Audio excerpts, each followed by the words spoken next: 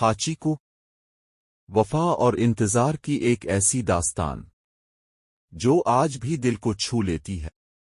یہ کہانی شروع ہوتی ہے سن 1924 میں ٹوکیو، جاپان سے۔ پروفیسر ہاٹسابورو یونو ایک خاموش تب مہربان انسان تھے۔ ایک دن انہوں نے ایک ننھے سے کتے کو پالا اور اس کا نام رکھا ہاچیکو۔ کچھ ہی دنوں میں یہ کتا اپنے مالک کی زندگی کا حصہ بن گیا۔ ہر صبح ہاچیکو اپنے مالک کو شیبویا ریلوے اسٹیشن تک چھوڑنے جاتا اور ہر شام بالکل اسی وقت اسی جگہ ٹرین کے آنے پر اپنے مالک کا انتظار کرتا۔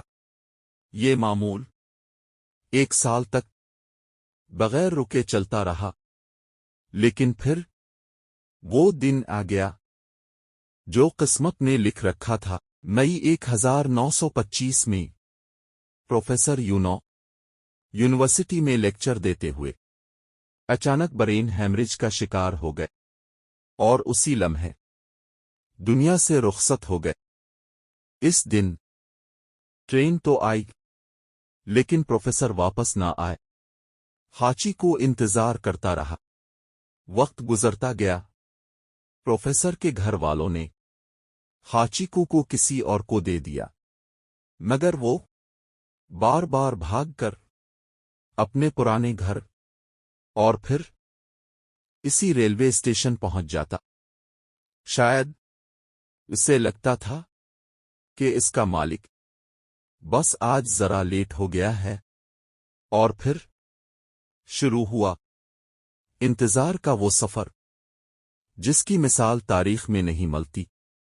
اگلے 9 سال، 9 مہینے اور 15 دن ہاچیکو ہر روز شام کو اسی اسٹیشن پر آ کر بیٹھتا رہا، چاہے برف باری ہو، طوفانی بارش ہو، آ جلتی دھوپ، وہ اسی دروازے کو تکتا رہتا جہاں سے اس کا مالک آیا کرتا تھا۔ مسافر، دکاندار، سب اسے پہچاننے لگے۔ کوئی اسے کھانا دیتا، کوئی پیار کرتا، اور سب اس کی وفاداری پر حیران رہ جاتے۔